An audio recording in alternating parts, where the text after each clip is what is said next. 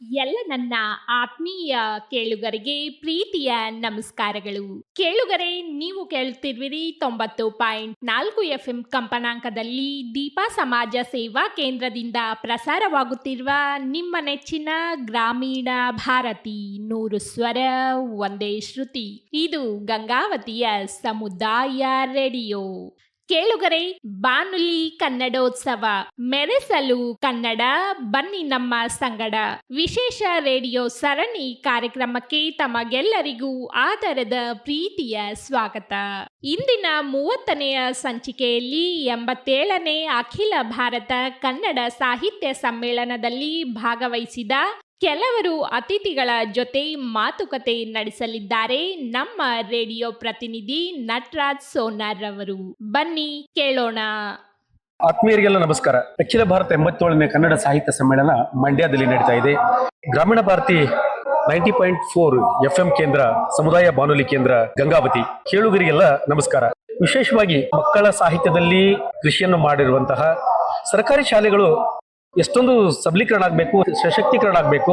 ಜೊತೆಗೆ ಸರ್ಕಾರಿ ಶಾಲೆಗೆ ಬರುವಂತ ಮಕ್ಕಳ ಒಂದು ಓದು ಅಥವಾ ಬರಹ ಈ ತರನಾದಂತ ಕೆಲಸ ಮಾಡ್ತಾ ಸಾಹಿತ್ಯಿಕ ವಲಯದಲ್ಲಿ ಗುರುತಿಸಿಕೊಂಡಿರುವಂತಹ ಗಂಗಾವತಿ ತಾಲೂಕಿನಲ್ಲಿ ಕೆಲಸ ಮಾಡಿ ಈಗ ತಮ್ಮ ಸ್ವಂತ ತಾಲೂಕಿಗೆ ಹೋಗಿರುವಂತ ಸೋಮು ಕುದಿರಿಹಾಳ್ ಸರ್ ನಮ್ಮೊಟ್ಟಿಗೆ ಇದ್ದಾರೆ.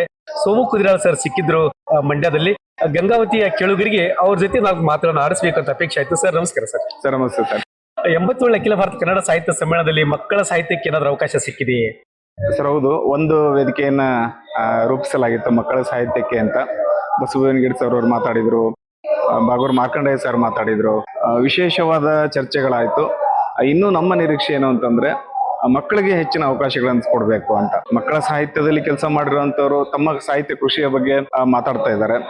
ಮಕ್ಕಳು ಬಂದು ಮಾತಾಡುವಂತಾಗ್ಲಿ, ಮಕ್ಕಳ ಬರಹಕ್ಕೆ, ಮಕ್ಕಳ ಓದಿಗೆ ಪ್ರೇರಣೆ ಸಿಗುವಂತಹ ವೇದಿಕೆಗಳು ಸಿಗ್ಲಿ ಅಂತ ನನ್ನ ಬಹಳ ವರ್ಷಗಳ ಬೇಡಿಕೆ. ಈ ಹಿಂದೆ ಗಂಗಾವತಿ ತಾಲೂಕು ಕನ್ನಡ ಸಾಹಿತ್ಯ ಸಮ್ಮೇಳನದಲ್ಲಿ ಅಂತದೊಂದು ಯಶಸ್ವಿ ಕಾರ್ಯಕ್ರಮವನ್ನ ಶ್ರೀನಿವಾಸ್ ಅಂಗಡಿ ಸರ್ ಮತ್ತೆ ತಾಲೂಕು ಕನ್ನಡ ಸಾಹಿತ್ಯ ಪರಿಷತ್ ಮಾಡಿತು. ಅದನ್ನ ಯಾವಾಗ್ಲೂ ನೆನಪಿಸ್ಕೊಳ್ತಾ ಇರ್ತೀವಿ.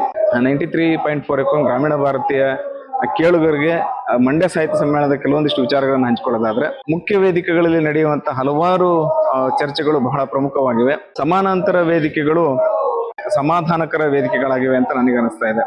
ನಿನ್ನೆ ಮತ್ತು ಮೊದಲನೇ ದಿನ, ಎರಡನೇ ದಿನ ಕೇಳುಗರ ಸಂಖ್ಯೆ ಕಡಿಮೆ ಇತ್ತು. ಆದ್ರೆ ಇವತ್ತು 3ನೇ ದಿನ ಹೆಚ್ಚು ಕೇಳುಗರಿದ್ದಾರೆ, ಸಾಹಿತ್ಯಾಸಕ್ತರಿದ್ದಾರೆ ಅನ್ನೋದೊಂದು ಸಮಾಧಾನದ ವಿಷಯ. ಇಲ್ಲಿ ನಡೆಯುವಂತಹ ಬಹಳ ಮುಖ್ಯವಾದಂತಹ ವಿಷಯಗಳು, ಪ್ರಬಂಧ ಮಂಡನೆಗಳು ಹೆಚ್ಚು ಜನರಿಗೆ ತಲುಪುವಂತ ಆಗ್ಬೇಕಿತ್ತು ಅಂತ ನನ್ನ ಅನಿಸಿಕೆ ಸರ್. ಸಾಹಿತ್ಯ ಸಮ್ಮೇಳನಕ್ಕೆ ಮಕ್ಕಳನ್ನು ಕರ್ಕೊಂಡು ಬರ್ತಾ ಇದ್ದಾರೆ ಪಾಲಕರು, ಶಿಕ್ಷಕರು. ಮಕ್ಕಳು ಕೂಡ ಪುಸ್ತಕಗಳನ್ನು ನೋಡ್ತಾ ಹಾಗೆ ಹೋಗ್ತಾ ಇದ್ದಾರೆ. ಪುಸ್ತಕ ಖರೀದಿಸುವ ಹಂತದಲ್ಲಿ ಸ್ವಲ್ಪ ಏನಾದ್ರೂ ಅಡೆತಡೆ ಆಯ್ತಿರೋ ಅಂತ ನನ್ಗೆ ಅನಿಸ್ತದೆ ಸರ್. ಹೌದು, ಸಾಹಿತ್ಯ ಸಮ್ಮೇಳನದ ಕೆಲವೊಂದಿಷ್ಟು ಸ್ಥಳಗಳಲ್ಲಿ ಶಿಕ್ಷಕರ ಜೊತೆ ಸರ್ಕಾರಿ ಶಾಲೆ ಮಕ್ಕಳು ಬರ್ತಾ ಇದ್ದಾರೆ. ಸರ್ಕಾರಿ ಶಾಲೆ ಮಕ್ಕಳ ಡ್ರೆಸ್ಗಳನ್ನು ನೋಡಿದ ತಕ್ಷಣ ಅದು ಎಂಥದೋ ಒಂದು ಅವಿನಾಭಾವ ಸಂಬಂಧ ಆ ಮಕ್ಕಳ ಕಡೆಗೆ ತಕ್ಷಣ ನಮ್ ಕಣ್ಣು ಹೊಳೆಯುತ್ತೆ. ಆ ಪುಸ್ತಕ ಮಳಿಗೆಗಳ ಬಗ್ಗೆ ಹೇಳೋದಾದ್ರೆ, ಮಕ್ಕಳಿಗೆ ಸಿಗುವಂತಹ ಪುಸ್ತಕಗಳು ಕಡಿಮೆ ಬೆಲೆಯಲ್ಲಿ ಸಿಗ್ಬೇಕು ಅಂತ ನನ್ನ ಅನಿಸಿಕೆ. ಯಾಕೆ ಅಂತಂದ್ರೆ, ಮಕ್ಕಳಿಗೆ ನಾವು ಖರ್ಚಿಗೆ ಅಂತ ಕೊಡೋದೇ 100 ರೂಪಾಯಿ. ಆ 100 ರೂಪಾಯಿ ಒಳಗಡೆ 2-3 ಪುಸ್ತಕಗಳು ಸಿಗುವಂತಾದ್ರೆ ಮಕ್ಕಳು ಪುಸ್ತಕಗಳನ್ನು ಖರೀದಿಸ್ತಾರೆ. ಇಂತಹ ಸಮ್ಮೇಳನಗಳಲ್ಲಿ ಸಿಗುವ ಒಂದಷ್ಟು ರಿಯಾಯಿತಿ ದರ, ಡಿಸ್ಕೌಂಟ್ಗಳು ಮಕ್ಕಳನ್ನ ಕೇಂದ್ರೀಕರಣವಾಗಿಟ್ಕೊಂಡು, ಇನ್ನು ವಿಶೇಷ ಅಂತಂದ್ರೆ ಮಕ್ಕಳು ಖರೀದಿ ಮಾಡೋಕೆ ಬಂದಾಗ ಇನ್ನೊಂದು 5% ಡಿಸ್ಕೌಂಟ್ ಅನ್ನು ಕೊಡೋದ್ರ ಮೂಲಕ ಹೆಚ್ಚು ಪುಸ್ತಕಗಳನ್ನು ಖರೀದಿ ಮಾಡುವಂತೆ ಮಾಡಬಹುದು. ಸದ್ಯಕ್ಕೆ ಮಕ್ಕಳು ಪುಸ್ತಕಗಳನ್ನ ನೋಡ್ತಿರೋದೇ ಒಂದು ಸಂತೋಷದ ವಿಷಯ. ನಾವು ಮೊಬೈಲ್ಗಳ ಬಗ್ಗೆ ಮಾತಾಡ್ತಿದೀವಿ, ಮೊಬೈಲ್ಗಳಿಗೆ ಅಡಿಕ್ಟ್ ಆಗಿದ್ದಾರೆ ಅಂತ ಮಾತಾಡ್ತಾ ಇದ್ದೀವಿ. ಆದ್ರೆ ಸಾಹಿತ್ಯ ಮತ್ತು ಕಲೆಗಳು ಮಕ್ಕಳನ್ನು ತಲುಪೋದಕ್ಕಿರ್ತಕ್ಕಂಥ ಸದ್ಯದ ಒಂದು ಆಧುನಿಕ ತಂತ್ರ, ಆಧುನಿಕ ಮಾರ್ಗ ಅಂದ್ರೆ ಮೊಬೈಲ್ಗಳು. ಅದರ ಜೊತೆಯಾಗಿ ಓದಿನ ಸಂಸ್ಕೃತಿಗೆ, ಓದಿನ ಹವ್ಯಾಸಕ್ಕೆ ಮಕ್ಕಳನ್ನು ತೊಡಗಿಸ್ಬೇಕಾದ್ರೆ ಮಕ್ಕಳು ಪುಸ್ತಕಗಳನ್ನ ಓದ್ಬೇಕು. ಮಕ್ಕಳು ಪುಸ್ತಕಗಳನ್ನ ಕೈಯಲ್ಲಿ ಹಿಡಿದು ಕುತ್ಕೊಳ್ಳುವಂತೆ ಮಾಡುವಂತಹ ಒಂದಿಷ್ಟು ಕೆಲಸ ಆಗ್ಬೇಕಾಗಿದೆ ಸರ್.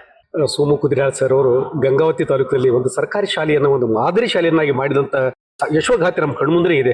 ಹೀಗಾಗಿ ಸರ್ ಒಟ್ಟಿಗೆ ಇದುವರೆಗೆ ನಾವು ಮಾತಾಡಿದ್ವಿ. ತಮ್ಮ ಅಮೂಲ್ಯವಾದ ಸಮಯವನ್ನ ನಮ್ಮ ಕೇಳುಗರಿಗೆ, FM ಕೇಂದ್ರದ ಬಾನುಲಿ ಕೇಂದ್ರದ ಕೇಳುಗರಿಗೆ ಮಾಡಿಕೊಟ್ರಿ ಸರ್. ಧನ್ಯವಾದಗಳು. Thank you sir. Gramina Bharati FM 90.4ಗೆ ಕೇಳುಗರಿಗೆಲ್ಲರಿಗೂ ಧನ್ಯವಾದಗಳು. 90.4 ಸಮುದಾಯ ಬಾನುಲಿ ಕೇಂದ್ರ ಗಂಗಾವತಿಗೆ 87ನೇ ಅಖಿಲ ಭಾರತ ಕನ್ನಡ ಸಾಹಿತ್ಯ ಸಮ್ಮೇಳನದಿಂದ ವರದಿಯನ್ನು ಮಾಡ್ತಾ ಇದ್ದೇವೆ.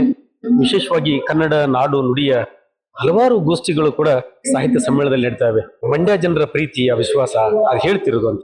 ಅಷ್ಟೇ ಜನಸಂಖ್ಯೆ ಕೂಡ ಬರ್ತಾ ಇದೆ. ಪುಸ್ತಕ ಮಳಿಗೆಗಳಿಗೆ ಬರ್ತಾ ಇದ್ದಾರೆ, ಗೋಷ್ಠಿಗಳಲ್ಲಿ ಬರ್ತಾ ಇದ್ದಾರೆ. ರಾಯಚೂರಿನಲ್ಲಿ ಇರ್ತಕ್ಕಂಥ ಉಪನ್ಯಾಸಕರು ಹಿರಿಯರಾದಂತ ಡಾಕ್ಟರ್ ದಸ್ತಗೀರ್ ಸಾಬ್ ದಿನ್ನಿ ಅವರು ನಮ್ಮ ಜೊತೆ ಇದ್ದಾರೆ. ನಮ್ಮ FM ಬಾನುಲಿ ಕೇಂದ್ರಕ್ಕೆ 2 ಮಾತುಗಳನ್ನ ಸಂದೇಶಗಳನ್ನ ನೀಡ್ತಾ ಇದ್ದಾರೆ. ವಿಶೇಷವಾಗಿ ಅಖಿಲ ಭಾರತ ಸಮ್ಮೇಳನದ ಗೋಷ್ಠಿಯಲ್ಲಿ ತಾವಿದ್ರಿ ಸರ್. ಗೋಷ್ಠಿಗಳು ಹೇಗೆ ಅನಿಸ್ತಿದ್ವು ಅಂತ? ಎಲ್ಲ ಕೇಳೋರಿಗೆ ನಮಸ್ಕಾರ. ಇವತ್ತು ಮಂಡ್ಯದಲ್ಲಿ 87ನೇ ಅಖಿಲ ಭಾರತ ಕನ್ನಡ ಸಾಹಿತ್ಯ ಸಮ್ಮೇಳನ ನಡೀತಾ ಇದೆ. ನಡೀತಕ್ಕಂತ ಬಹುಪಾಲು ಗೋಷ್ಠಿಗಳು ಕೂಡ ಜನಪರ ಚಿಂತನೆಯನ್ನು ಒಳಗೊಂಡಿವೆ.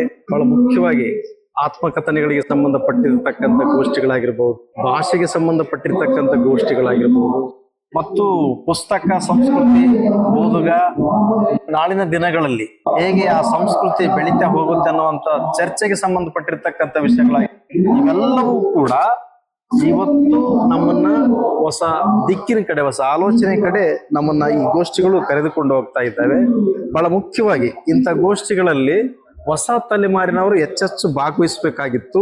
ಭಾಗವಹಿಸೋದ್ರ ಜೊತೆಗೆ ಅಲ್ಲಿರ್ತಕ್ಕಂಥ ವಿಚಾರಗಳನ್ನ ಹೊಸ ನೆಲೆಯಲ್ಲಿ ನೋಡಿ ಸ್ವೀಕಾರ ಮಾಡ್ತಕ್ಕಂಥ ಮನಸ್ಸು ಕೂಡ ಯುವ ಮನಸ್ಸುಗಳಲ್ಲಿ ಬೇಕು. ಆದ್ರೆ ಯುವ ಮನಸ್ಸುಗಳಲ್ಲಿ ಒಂದು ತಾಳ್ಮೆ ಅನ್ನುವಂಥದ್ದಿಲ್ಲ. ಕೂತು ಒಂದ್ ಕಡೆ ಸರಿಯಾಗಿ ಇಲ್ಲಿ ಮಂಡನೆ ಆಗ್ತಕ್ಕಂಥ ವಿಚಾರಗಳನ್ನ ಕೇಳಿಸ್ಕೊಳ್ತಾ ಇಲ್ಲ. ಅಂದ್ರೆ ಇಂಥ ಗೋಷ್ಠಿಗಳಲ್ಲಿ ನಾವು ಸಕ್ರಿಯವಾಗಿ ನಾವು ತೊಡಗಿಸಿಕೊಳ್ಳದೆ ಇದ್ರೆ, ಪುಸ್ತಕ ಪ್ರೀತಿಯನ್ನ ಬೆಳೆಸ್ಕೊಳ್ಳದೆ ಇದ್ರೆ, ಹೊಸ ಆಲೋಚನಾ ಕ್ರಮಗಳನ್ನ ಬೆಳೆಸ್ಕೊಳ್ಳದೆ ಇದ್ರೆ ನಾಳಿನ ದಿನಗಳು ತುಂಬಾ ಆತಂಕದ ದಿನಗಳಂತೇಳಿ ನನಗೆ ಅನಿಸ್ತಾ ಇದೆ.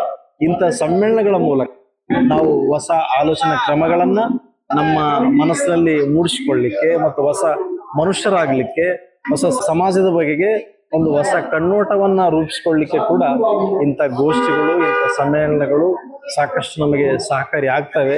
ಇಂಥ ಗೋಷ್ಠಿಗಳಲ್ಲಿ ನಾವೆಲ್ಲ ಕನ್ನಡಿಗರು ನಾವು ಸರಿಯಾದ ನಿಟ್ಟಿನಲ್ಲಿ ಭಾಗವಹಿಸಬೇಕು. ನಮ್ಮ ಹೊಸ ಆಲೋಚನಾ ಕ್ರಮಗಳನ್ನು ರೂಪಿಸ್ಕೊಳ್ಬೇಕು. ಹಾಗೇನೆ ಕನ್ನಡ ಭಾಷೆಯ ಬಗ್ಗೆ ಕೂಡ ಒಂದು ಅಭಿಮಾನವನ್ನ, ಹೆಮ್ಮೆಯನ್ನ ಕೂಡ ಮೂಡಿಸಿಕೊಳ್ಬೇಕಾಗಿರ್ತಕ್ಕಂಥದ್ದು ಕನ್ನಡಿಗರಾಗಿರ್ತಕ್ಕಂಥ ನಮ್ಮೆಲ್ಲರ ಆದ್ಯ ಕರ್ತವ್ಯ. ಡಾಕ್ಟರ್ ದಸ್ತಗೀರ್ ಸಾಬ್ ದಿನ್ನಿ ಅಂತಂದ್ರೆ ಇವತ್ತು ರಾಯಚೂರಲ್ಲ, ಅಖಂಡ ರಾಯಚೂರು ಮತ್ತು ಕೊಪ್ಪಳ ಜಿಲ್ಲೆಯ ಸಾಹಿತ್ಯ ಆಸಕ್ತರನ್ನ ಒಳಗೊಂಡಂತಹ ಒಬ್ಬ ಕವಿ ಮತ್ತು ಲೇಖಕರು ಕೂಡ ಹೌದು. ಇವತ್ತು ರಾಜ್ಯ ಮಟ್ಟದ ಪತ್ರಿಕೆಗಳಲ್ಲಿ ಹಲವಾರು ಲೇಖನಗಳನ್ನ ಬರೆಯುವ ಮೂಲಕ ಇವತ್ತು ಗುರುತಿಸಿಕೊಂಡಿದ್ದಾರೆ ದಿನ್ನಿ ಅವರು. ಯುವ ಬರಹಗಾರಿಗೆ ರಾಜ್ಯ ಮಟ್ಟದ ಪತ್ರಿಕೆಗಳು ಸ್ವಲ್ಪ ಅವಕಾಶವನ್ನ ಕೊಡುವಲ್ಲಿ ಯಾಕೋ ಹಿಂದೆಟಾಗ್ತವೆ ಅಂತ ಅನಿಸ್ತಿರೋ, ಅಥವಾ ಬರವಣಿಗೆ ಶಕ್ತಿ ಯುವ ಜನರಲ್ಲಿ ಇಲ್ಲ ಅಂತ ಏನಂತಿರೋ? ನಿಜ, ನೀವ್ ಹೇಳ್ತಕ್ಕಂಥದ್ದು ಕೂಡ ಸ್ವಲ್ಪ ಮಟ್ಟಿಗೆ ನಿಜ ಇರಬಹುದು. ಇವತ್ತು ಹೊಸ ತಲೆಮಾರು ಹೆಚ್ಚೆಚ್ಚು ಓದಿನ ಕಡೆ ತಮ್ಮನ್ನ ಧ್ಯಾನಸ್ಥ ಸ್ಥಿತಿಯಲ್ಲಿ ತೊಡಗಿಸಿಕೊಳ್ಬೇಕು. ಅದರ ಜೊತೆಗೆ ಗಟ್ಟಿಯಾಗಿರ್ತಕ್ಕಂಥ ಬರವಣಿಗೆಯನ್ನ ರೂಢಿಸಿಕೊಂಡ್ರೆ ಖಂಡಿತ ಕೂಡ ನಮ್ಮ ಕರ್ನಾಟಕದ ಪತ್ರಿಕೆಗಳು ನಮ್ಮನ್ನ ಗುರುತಿಸ್ತವೆ. ಆ ಪತ್ರಿಕೆಗಳಲ್ಲಿ ಕೂಡ ನಮಗೆ ಒಂದು ಸ್ಥಾವಕಾಶವನ್ನ ಕೂಡ ಕೊಡ್ತೇವೆ ಅನ್ನುವಂಥದ್ದು. ದಿಢೀರ್ನೆ ಪ್ರಚಾರಕ್ಕೆ ಬರ್ತಕ್ಕಂಥ, ದಿಢೀರ್ನೆ ನಾವು ಜನಪ್ರಿಯರಾಗಬೇಕು ಅಂತೇಳಿ ಒಂಥರ ಅಪಹತಿ ಇವತ್ತಿನ ಬರಹಗಾರರಲ್ಲಿ ಹೆಚ್ಚು ಕಾಣ್ತಾ ಇದ್ದೇವೆ, ವಿಶೇಷವಾಗಿ ಯುವ ಬರಹಗಾರರಲ್ಲಿ. ಅದನ್ನ ಹೊರತುಪಡಿಸಿ ನೋಡಿದ್ರೆ ಯಾರು ಇತ್ತೀಚೆಗೆ ಕನ್ನಡದಲ್ಲಿ ಯುವ ಬರಹಗಾರರು ಬರಿತಾ ಇದ್ದಾರೆ ಅವರಿಗೆಲ್ಲರಿಗೂ ಕೂಡ ಕನ್ನಡದ ಪತ್ರಿಕೆಗಳು ಒಂದು ಸ್ಥಳಾವಕಾಶವನ್ನ ಖಂಡಿತ ಮಾಡಿಕೊಟ್ಟಿವೆ. ಪತ್ರಿಕೆಗಳ ಮುಖಾಂತರ ಅವರು ಕೂಡ ತಮ್ಮ ಆಲೋಚನಾ ಕ್ರಮಗಳನ್ನು ದಾಖಲಿಸ್ತಾ ಇದ್ದಾರೆ. ಇದು ಬಹಳ ಹೆಮ್ಮೆಯ ಸಂಗತಿ ಅಂತ ನನಗೆ ಅನಿಸ್ತಾ ಇದೆ. ಹಾಗಾದ್ರೆ ಯುವ ಬರಹಗಾರರಲ್ಲಿ ಫೇಸ್ಬುಕ್, ವಾಟ್ಸಪ್, ಸಾಮಾಜಿಕ ಜಾಲತಾಣಗಳಲ್ಲೇ ಮುಳುಗಿ ಹೋಗುವ ಬದಲು ಗಂಭೀರ ಅಧ್ಯಯನ ಮಾಡಬೇಕು. ಶಿಸ್ತುಬದ್ಧ ಅಧ್ಯಯನ ಆದ್ರೆ ಕೂಡ ರಾಜ್ಯ ಮಟ್ಟದ ಪತ್ರಿಕೆಗಳು ನಮ್ಮನ್ನು ಗುರುತಿಸ್ತವೆ, ಅವರ ಮೌಲಿಕ ಬರಹಗಳನ್ನು ಕೂಡ ಅವರು ಪ್ರಕಟಣೆ ಮಾಡ್ತಾರೆ ಅಂತ ಹೇಳ್ತಾ ಇದ್ದಾರೆ. ತುಂಬಾ ಸಂತೋಷ ಆಯ್ತು ಸರ್. ಈ ಸಾಹಿತ್ಯ ಸಮ್ಮೇಳನದ ಈ ಮಹಿಳೆಯರು ಬರ್ತಾ ಇದ್ದಾರೆ ಹೆಚ್ಚಿನ ಸಂಖ್ಯೆಯಲ್ಲಿ. ಮಹಿಳಾ ಬರಹಗಾರ್ತಿಯವರು ವೇದಿಕೆಯಲ್ಲಿ ಅವ್ರಿಗೂ ಕೂಡ ಅವಕಾಶ ಕೊಟ್ಟಿದ್ದಾರೆ. ಜಿಲ್ಲಾ ಆಡಳಿತ ಅಥವಾ ಪರಿಷತ್ತು ಮಹಿಳಾ ಸಾಹಿತ್ಯ ಬಗ್ಗೆ 2 ಮಾತುಗಳನ್ನ ಆಡ್ತೀರಾ? ಮಹಿಳಾ ಸಾಹಿತ್ಯ ಕೂಡ ಇವತ್ತು ಅನೇಕ ಅನುಭವಗಳನ್ನ ದಾಖಲಿಸ್ತಾ ಇದೆ. ವಿಶೇಷವಾಗಿ ದಲಿತ ಸಂವೇದನೆ ಇರ್ಬೋದು, ಮುಸ್ಲಿಂ ಸಂವೇದನೆ ಇರ್ಬೋದು, ಅಥವಾ ಇವತ್ತು ದಿನನಿತ್ಯ ಏನು ನಮ್ಮ ಸಮಾಜದಲ್ಲಿ ಮಹಿಳೆಯರ ಮೇಲೆ ಆಗ್ತಕ್ಕಂಥ ಅತ್ಯಾಚಾರ, ಮೋಸ, ವಂಚನೆಗಳ ಬಗ್ಗೆ ಕೂಡ ಅವರು ಅವ್ರದೇ ಆಗಿರ್ತಕ್ಕಂಥ ರೀತಿಯಲ್ಲಿ ತಮ್ಮ ಅನುಭವ ಲೋಕವನ್ನ ದಾಖಲಿಸ್ತಾ ಇದ್ದಾರೆ. ಹೆಚ್ಚೆಚ್ಚು ಯುವ ಮನಸ್ಸುಗಳು ಕೂಡ ಸಾಹಿತ್ಯ ಕ್ಷೇತ್ರದ ಕಡೆ ಬರಬೇಕು. ಮನಸ್ಸುಗಳು ಇತ್ತೀಚೆಗೆ ವಿಶೇಷವಾಗಿ ಲೇಖಕಿಯರು ಕಡಿಮೆ ಬರ್ತಾ ಇದ್ದಾರೆ. ಇದಕ್ಕೆಲ್ಲ ಕಾರಣ ಅಂತಂದ್ರೆ ಬಹುಶಃ ಅವರು ತಮ್ಮನ್ನ ತಾವು ಹೆಚ್ಚೆಚ್ಚು ಓದಿಗೆ ತೊಡಗಿಸಿಕೊಳ್ಳದೇ ಇರೋದು, ಅಥವಾ ತಮ್ಮ ಆಸಕ್ತಿ ಕ್ಷೇತ್ರವನ್ನ ಈ ಫೇಸ್ಬುಕ್ಗಳ ಕಡೆ ವಾಲಿರೋದ್ರಿಂದ ಹಿಂಗಾಗ್ತಾ ಇದೆಯೇನೋ ಅಂತೇಳಿ ನನಗೆ ಅನಿಸ್ತಾ ಇದೆ.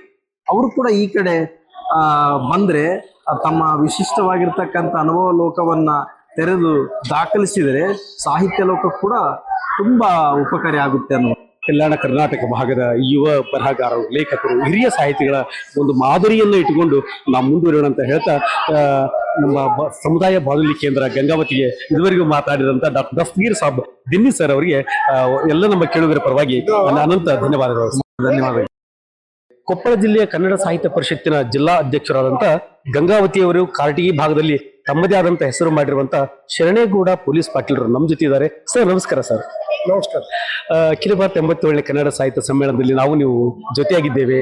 ಈ ಸಮ್ಮೇಳನದ ವಿಶೇಷತೆ ಏನು ಅಂತ?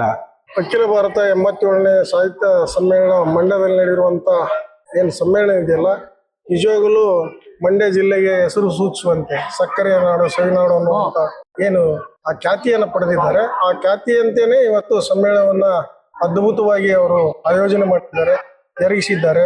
ಹಾಗಾಗಿ ನಿಜವಾಗಲೂ ಹಿಂದಿನ ಸಮ್ಮೇಳನಗಳನ್ನ ಹೋಲಿಕೆ ಮಾಡಿದಾಗ ಬೆರಳೆಣಿಕೆಯಲ್ಲಿ ಯಶಸ್ವಿ ಸಮ್ಮೇಳನ ಏನಾಗಿದ್ವಲ್ಲ ಅದನ್ನು ಮೀರುವಂತ ಸಮ್ಮೇಳನ ಮಂಡ್ಯದಲ್ಲಿ ಆಗಿದೆ ಅಂತಕ್ಕಂಥ ಹೇಳಕ್ ನನಗೆ ಬಹಳ ಸಂತೋಷ ಆಗ್ತಾ ಇದೆ.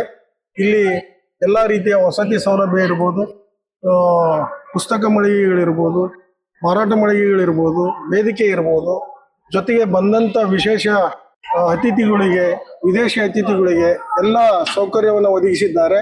ಜೊತೆಗೆ ಒಳ್ಳೆಯ ಗೋಷ್ಠಿಗಳನ್ನ, ವಿಚಾರಗೋಷ್ಠಿಗಳನ್ನ, ಕವಿಗೋಷ್ಠಿಗಳನ್ನ, ಸಂಕೀರ್ಣ ಗೋಷ್ಠಿಗಳನ್ನ ಹಮ್ಮಿಕೊಂಡಿದ್ದಾರೆ.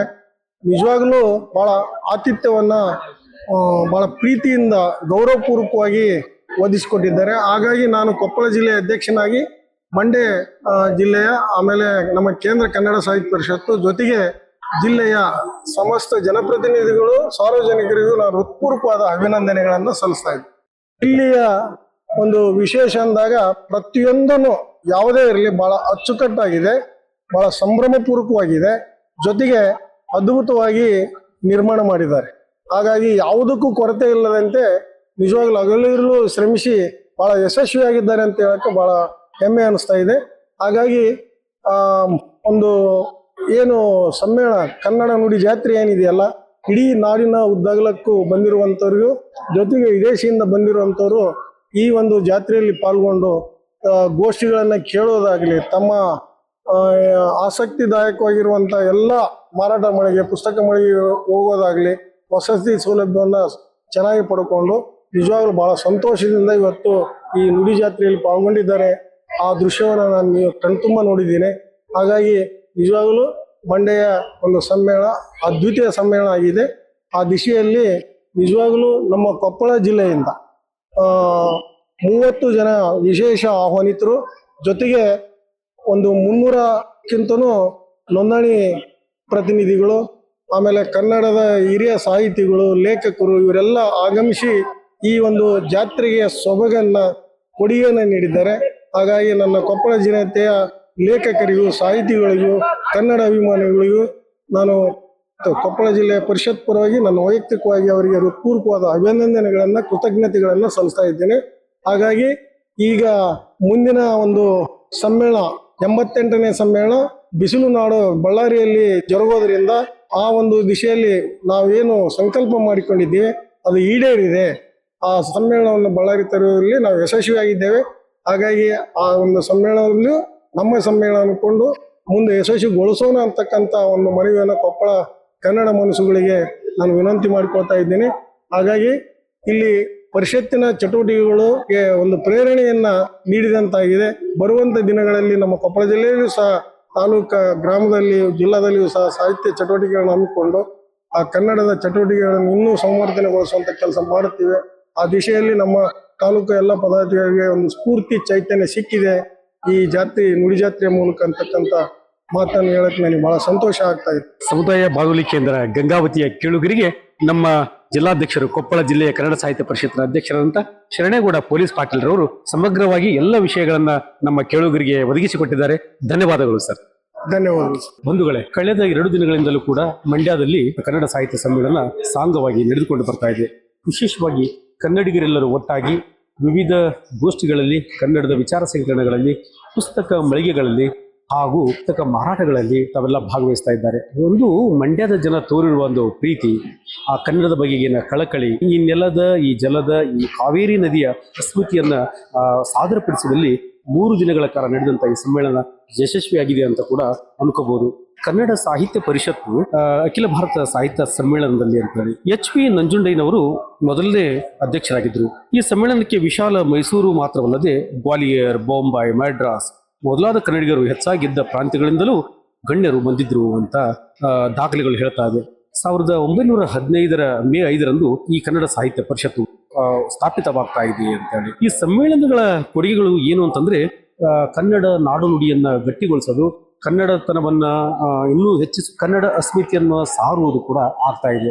ವಿಶೇಷವಾಗಿ ಇಂತಹ ಸಾಹಿತ್ಯ ಸಮ್ಮೇಳನಗಳು ಈ ಭಾಗದಲ್ಲಿ ನಡೆಯೋದ್ರಿಂದ ಏನು ಪ್ರಯೋಜನ ಅಂತಂದ್ರೆ ನಮ್ಮ ವಿದ್ಯಾರ್ಥಿಗಳು, ಯುವ ಸಮುದಾಯ, ಗೃಹಿಣಿಯರು, ಮಕ್ಕಳು ಕೂಡ ಪುಸ್ತಕದ ಸಂಸ್ಕೃತಿಯನ್ನ ಬೆಳೆಸಿಕೊಳ್ಳಲಿಕ್ಕೆ ಇದು ಸಾಧ್ಯವಾಗ್ತಾ ಇದೆ. ಪುಸ್ತಕವನ್ನು ಓದುವ ಒಂದು ಹವ್ಯಾಸವನ್ನ ಇದು ರೂಢಿಸ್ತದೆ. ಯಾವ ತೆರನಾದಂತಹ ಸಾಹಿತ್ಯ ಕೃತಿಗಳು ನಮ್ಮಲ್ಲಿವೆ ಅಂತ ಹೇಳಿ ಜ್ಞಾನಪೀಠ ಪ್ರಶಸ್ತಿ ಪಡೆದಂತಹ ಸಾಹಿತಿಗಳಿಂದಲೂ ಹಿಡಿದು ಇವತ್ತು ಉದಯೋನ್ಮುಖ ಬರಹಗಾರರವರೆಗೂ ಕೂಡ ಈ ಸಾಹಿತ್ಯ ಸಮ್ಮೇಳನಗಳಲ್ಲಿ ಅವಕಾಶಗಳು ಸಿಗ್ತಾ ಇದೆ. ಪುಸ್ತಕಗಳನ್ನು ನೋಡೋದಿರ್ಬೋದು, ಹಿರಿಯ ಸಾಹಿತಿಗಳನ್ನು ಭೇಟಿ ಮಾಡೋದಿರ್ಬೋದು, ಅನೇಕ ಗೋಷ್ಠಿಗಳಲ್ಲಿ ಕೂತುಕೊಂಡು ಅವರ ವಿಚಾರಧಾರೆಗಳನ್ನ ತಿಳಿದುಕೊಳ್ಳುವಲ್ಲಿ ಕೂಡ ಈ ಸಮ್ಮೇಳನಗಳು ನಮಗೆ ಸಾಕ್ಷೀಕರಿಸ್ತವೆ ಅಂತ ಹೇಳಿ. ಹೀಗಾಗಿ ಇಂತಹ ಸಾಹಿತ್ಯ ಸಮ್ಮೇಳನಗಳು ಇಂದು ನಮ್ಮಲ್ಲಿ ನಡೀತಾ ಇರೋದು ತುಂಬಾ ವಿಶೇಷ ಅಂತ ಕೂಡ ನಾವು ಅನ್ಕೊಂಡಿದ್ದೀವಿ. ಇಂತಹ ವಿಶೇಷವಾದಂತಹ ಸಾಹಿತ್ಯ ಸಮ್ಮೇಳನಗಳಲ್ಲಿ ಅನೇಕ ಜನ ಕವಿಗಳು ತಮ್ಮ ಕವನ ವಾಚನವನ್ನು ಮಾಡಿದ್ದಾರೆ. ಅನೇಕ ಜನ ಬರಹಗಾರರು ತಮ್ಮ ವಿಚಾರಗಳನ್ನ ವೇದಿಕೆಗಳಲ್ಲಿ ಮಂಡನೆ ಮಾಡಿದ್ದಾರೆ. ಅಷ್ಟೇ ಅಲ್ಲದೆ ಕೂಡ ಈ ಮಂಡ್ಯದ ಜನರ ರುಚಿಕಟ್ಟಾದ ಊಟವನ್ನು ಕೂಡ ಇಲ್ಲಿ ಸವಿದಿದ್ದಾರೆ. 3 ದಿನಗಳ ಕಾಲ ಬಗೆಯ ಊಟಗಳನ್ನು ಕೂಡ ಇಲ್ಲಿ ಮಾಡ್ತಾ ಇರೋದು, ಈ ವ್ಯವಸ್ಥೆಗಳನ್ನು ಮಾಡ್ತಾ ಇರೋದು ಏನು ಮಂಡ್ಯ ಜಿಲ್ಲಾ ಆಡಳಿತ ಹಾಗೂ ಉಸ್ತುವಾರಿ ಸಚಿವರು ಆದಿಯಾಗಿ ಮಾನ್ಯ ಮುಖ್ಯಮಂತ್ರಿಗಳು ಕೂಡ ಈ ಕಾರ್ಯಕ್ರಮವನ್ನು ಉದ್ಘಾಟನೆಗೊಳಿಸಿದ್ದು, ಅವರು ಕೂಡ ಕನ್ನಡದ ಬಗ್ಗೆ ಮಾತನಾಡಿದ್ದು ಕೂಡ ಐತಿಹಾಸಿಕ ದಾಖಲೆ ಕೂಡ ಆಗ್ತಾ ಇದೆ ಅಂತ. ಹೀಗಾಗಿ ಈ ಅಖಿಲ ಭಾರತ ಕನ್ನಡ ಸಾಹಿತ್ಯ ಸಮ್ಮೇಳನಗಳ ಒಂದು ವೈಶಿಷ್ಟ್ಯ ಏನು ಅಂತಂದ್ರೆ ಇಡೀ ರಾಜ್ಯದ ಜನರು, ಹೊರನಾಡಿನ ಕನ್ನಡಿಗರು ಮತ್ತು ವಿದೇಶಗಳಲ್ಲಿರ್ತಕ್ಕಂಥ ಕನ್ನಡಿಗರು ಒಟ್ಟಾಗಿ ಸೇರುವಂತಹ, ಸಮಾಗಮವಾಗುವಂತಹ ಇದೊಂದು ವೇದಿಕೆ ಕೂಡ ಇದು ಆಗ್ತಾ ಇದೆ ಅಂತ ನಾವು ಅನ್ಕೋಬಹುದು. ಅಷ್ಟೇ ಅಲ್ಲದೆ ಕೂಡ ಈ ಕನ್ನಡ ಸಾಹಿತ್ಯ ಸಮ್ಮೇಳನ ಪ್ರತಿ ವರ್ಷ ಕೂಡ ನಡೀತಾ ಇದೆ. ಈ ಮಂಡ್ಯದ ಸಾಹಿತ್ಯ ಸಮ್ಮೇಳನದ ಕನ್ನಡದ ರಥಯಾತ್ರೆ ಈಗ ಕೊಪ್ಪಳ ಜಿಲ್ಲೆಯ ಸಮೀಪದ ಬಳ್ಳಾರಿ ಜಿಲ್ಲೆಗೆ ಈ ಸಾಹಿತ್ಯ ಸಮ್ಮೇಳನದ ತೇರು ಸಾಗಿ ಬರ್ತಾ ಇದೆ. ಮುಂದಿನ ವರ್ಷ ಈ ಅಖಿಲ ಭಾರತ 78ನೇ ಕನ್ನಡ ಸಾಹಿತ್ಯ ಸಮ್ಮೇಳನ ಬಳ್ಳಾರಿಗೆ ಬರುತ್ತದೆಯೇ ಅಂತೇಳಿ ನಾವು ಹೇಳಿಕೆ ತುಂಬಾ ಸಂತೋಷ ಆಗ್ತದೆ. ಬಾನುಲಿ ಕೇಂದ್ರದ ಕೇಳುಗರೆ, ಕಳೆದ 3 ದಿನಗಳಿಂದಲೂ ಕೂಡ ನಮ್ಮ ಕೇಳುಗರಿಗಾಗಿ ವಿಶೇಷವಾದಂತಹ ವರದಿಗಳನ್ನ ಅನೇಕ ವಿದ್ವಾಂಸರ, ಸಂಘಟಕರ, ಸಾಹಿತ್ಯಾಸಕ್ತರ ಅನೇಕರ ಸಂದರ್ಶನಗಳನ್ನ ನಾವು ಬಿತ್ತರಿಸ್ತಾ ಬಂದಿದ್ದೇವೆ. ಈ ಭಾಗದ, ಈ ಗಂಗಾವತಿ ಭಾಗದ ನಮ್ಮ ಕೇಳುಗರಿಗಾಗಿ ವಿಶೇಷವಾಗಿ ನಮ್ಮ ಬಾನುಲಿ ಕೇಂದ್ರದ ಮುಖ್ಯಸ್ಥರಾದಂಥ ಸನ್ಮಾನ್ಯ ರಾಘವೇಂದ್ರ ಕೋನ ಅವರು, ಲಾವಣ್ಯ ಮೇಡಮ್ ಅವರು ಕೂಡ ಬಹಳ ಆಸಕ್ತಿ ಮತ್ತು ಕಾಳಜಿಯಿಂದ ಎಲ್ಲ ಸುದ್ದಿಗಳನ್ನು ಒಪ್ಪವಾಗಿ, ಓರಣವಾಗಿ ಜೋಡಿಸಿ ನಮ್ಗೆಲ್ಲರಿಗೂ ಕೂಡ ಕಟ್ಟಿಕೊಟ್ಟಿದ್ದಾರೆ. ಹೀಗಾಗಿ 3ನೇ ದಿನದ ಅಖಿಲ ಭಾರತ 78ನೇ ಕನ್ನಡ ಸಾಹಿತ್ಯ ಸಮ್ಮೇಳನದ ಎಲ್ಲ ವರದಿಗಳನ್ನ ಕೊಡ್ಲಿಕ್ಕೆ ನನಗೂ ಕೂಡ ಹೇಳಿದ್ರು. ಹೀಗಾಗಿ ಎಲ್ಲ ವರದಿಗಳನ್ನ ತಮಗೆ ನಾನು ನಮ್ಮ ಕೇಳುಗರಿಗೆ ಪ್ರಾಮಾಣಿಕವಾಗಿ ಮುಟ್ಟಿಸಿದ್ದೀನಿ ಅಂತ ಹೇಳ್ತಾ ಇದ್ದೇನೆ. ಇದುವರೆಗೂ ಮಾಹಿತಿ ಕೊಟ್ಟಿದ್ದು ನಾನು ನಟರಾಜ್ ಸೋನಾ. ಇದುವರೆಗೆ ಬಾನುಲಿ ಕನ್ನಡೋತ್ಸವ ಮೆರೆಸಲು ಕನ್ನಡ ಬನ್ನಿ ನಮ್ಮ ಸಂಗಡ ವಿಶೇಷ ರೇಡಿಯೋ ಸರಣಿ ಕಾರ್ಯಕ್ರಮದ 30ನೇ ಸಂಚಿಕೆ ಪ್ರಸಾರವಾಯಿತು. ಮಂಡ್ಯದಲ್ಲಿ ಡಿಸೆಂಬರ್ 20ರಿಂದ ಡಿಸೆಂಬರ್ 22ರವರೆಗೆ 3 ದಿನಗಳ ಕಾಲ ನಡೆದಂತಹ 87ನೇ ಅಖಿಲ ಭಾರತ ಕನ್ನಡ ಸಾಹಿತ್ಯ ಸಮ್ಮೇಳನದ ಅಪ್ಡೇಟ್ಸ್ಗಳನ್ನ ಹಾಗೂ ಸಮ್ಮೇಳನದಲ್ಲಿ ಭಾಗವಹಿಸಿದಂತಹ ಅನೇಕ ಗಣ್ಯಮಾನ್ಯರನ್ನ ಗ್ರಾಮೀಣ ಭಾರತಿ 90.4 FM ರೇಡಿಯೋದ ಎಲ್ಲ ಸಮಸ್ತ ಕೇಳುಗರಿಗೆ ಪರಿಚಯಿಸಿಕೊಟ್ಟಿರುವಂತಹ ನಮ್ಮ ರೇಡಿಯೋ ಪ್ರತಿನಿಧಿ ಹಾಗೂ ಸಾಹಿತಿಗಳಾದ ನಟರಾಜ್ ಸೋನಾರ್ ಅವರಿಗೆ ತಮ್ಮೆಲ್ಲರ ಪರವಾಗಿ ಹಾಗೂ ಗ್ರಾಮೀಣ ಭಾರತಿ 90.4 FM ರೇಡಿಯೋದ ಪರವಾಗಿ ಹೃತ್ಪೂರ್ವಕವಾದ ಧನ್ಯವಾದಗಳನ್ನ ಅರ್ಪಿಸ್ತಾ ಕೇಳುಗರೆ, ಮತ್ತೊಂದು ವಿಶೇಷ ಸಂಚಿಕೆಯಲ್ಲಿ ನಾನು ನಿಮ್ಮನ್ನು ಭೇಟಿಯಾಗುವೆ. ನಾನು ನಿಮ್ಮ RJ ಲಾವಣ್ಯ.